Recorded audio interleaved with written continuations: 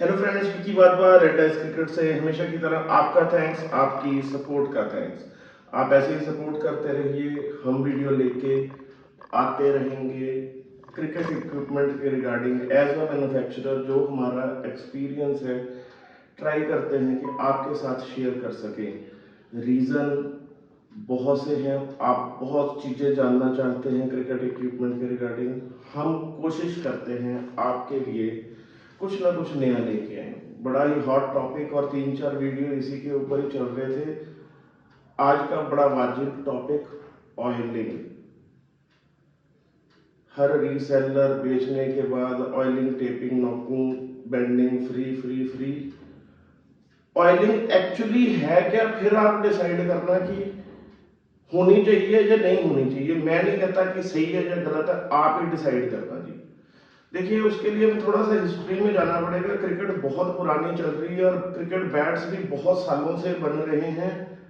होता क्या था, देखिए, जो क्रिकेट बैट की वुड है उसकी प्रोक्योरमेंट सीजनल होती है। वो 12 महीने अवेलेबल नहीं होती कि जितना मन चाहा हमने ले लिया, स्टॉक कर लिया, रख लिया।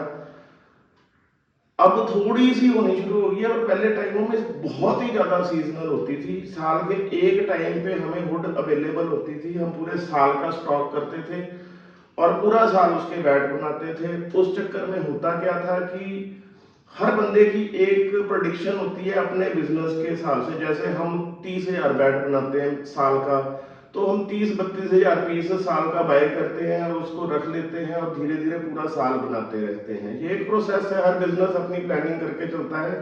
वैसे ही पुराने टाइम में भी लोग प्लानिंग करते थे, वुड ले लेते थे। जिस टाइम पे सीजन नहीं चलता था, प्रोडिक्शन फेल हो जाती थी।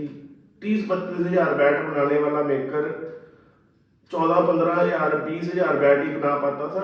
काम है जी, आप प्रोडिक्ट नहीं कर सकते कि हर साल 12 महीने काम एक जैसे चलेगा। कोई सीजन बहुत जबरदस्त लग जाता है, कोई नहीं भी लगता। अब वैसे तो साल डेढ़ को लकड़ी को कुछ नहीं होता। समटाइम्स हमारी इंडस्ट्री ने बड़े बड़े तगड़े मंदे देखे हैं, 2-2 3-3 साल काम नहीं चलते थे, और जब चलते थे तो अगली पिछली सारी कसर हो जाती थी पूरी। तो ये एक नेचर ऑफ बिजनेस है। पॉइंट क्या है, पॉइंट ये है कि उस चक्कर में कुछ लकड़ी हमारी 2 साल 3 साल पुरानी पड़ी रह जाती थी। आपको पता है कि बैट प्रेस होता है, पानी लगाते हैं बैट को। बड़ा वीडियो आप देखते हैं आजकल के, मोटराइज्ड प्रेसें हैं वो चल रही हैं, और लो जी प्रेस हो गया, चला गया। मोटराइज्ड प्रेसें अब आई हैं, 20-30 साल पहले आई हैं मोटराइज्ड प्रेसें। पहले प्रेसिंग हाथ से होती थी। एक बड़े जानवर के पैर की मोटी हड्डी लेके ना, वो एक एक पहलवान बंदा दिन के दर्जन बैट, 1.5 दर्जन बैट ज़्यादा से ज़्यादा प्रेस कर पाता था। धीरे धीरे बैट को हाथ से पानी लगाते रहते थे और हड्डी से दबाते रहते थे। वैसे होती थी प्रेसिंग। अब 3-4 साल पुरानी लकड़ी होगी है, तो एक ह्यूमन माइंड की उपज थी कि यार अब लकड़ी में नेचुरल ऑयल है। बंदा कहता है जी लकड़ी का तेल खत्म हो गया जी, सूख गई है लकड़ी, तो अब इसमें क्या करें। कुछ ऑयल इंसर्ट करके ट्राई कर लेते हैं, शायद चल जाए। तो वो क्या करते थे, जो भी लकड़ी सूखी होती थी ना, उसको प्रेस करते टाइम, जैसे वो हड्डी से प्रेस करते थे, उसको पानी नहीं लगाते थे। वो क्या करते थे, उस बैट को एक ऑयल फिल्ड कंटेनर में डिप करके रख देते थे, जिसमें इतना वो बैट डिप होता था, वो ओवरनाइट तेल बैट के अंदर रच जाता था, जो यहां तक आ जाता था, और फिर उसकी प्रेसिंग होती थी। प्रेसिंग के दौरान जितना एक्सेसिव ऑयल लकड़ी ने पूरा अंदर से चूस लिया है वो निकल जाता था। और ये एक रेमेडी थी, ये कोई श्योर शॉट नहीं था, पर यह था कि महंगा माल है यार, कुछ ना कुछ तो ऐसा करें, वैसे भी तो टूट ही जाना है इसमें ड्राइनेस की वजह से। तो ये होती थी ऑयलिंग उन टाइमों पे जब बैट के अंदर तेल रच जाता था। अब मैं ना आपको एक छोटी सी स्टोरी सुनाता हूँ इसको सपोर्ट करने के लिए। पंजाब का जिक्र हुआ, तो पंजाब में ना एक बड़ी कॉमन सी चीज है, आपने सुनी होगी, टूना टोटका। टूना टोटका होता है ना, आजकल तो कनाडा यूएसए में भी होता है कि वो चुन्नी अगरबत्ती और वो सारा कुछ एक चौक में रख देते हैं। वो एक्चुअली क्या था, आजकल उससे कितना डर लगता है कि जी वहां पे टूना हुआ पड़ा है, वहां पे टूना हुआ पड़ा है।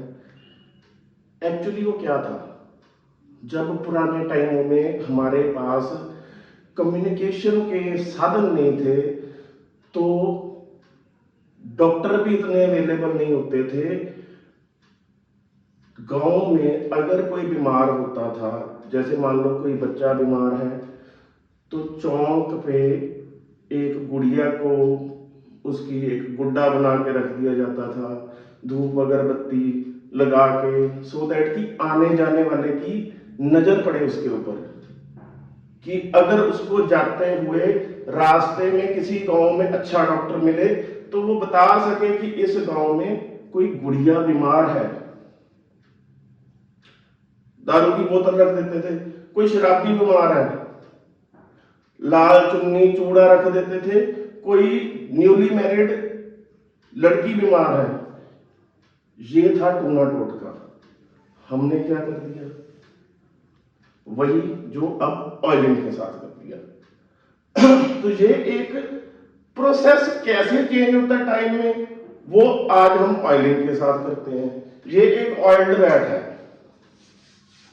जैसे आप करते हो ना 2 ड्रॉप डाले, ये ऑयल्ड बैट है। अब मैं दिखाना चाहूंगा, इसको दिखाइएगा प्लीज।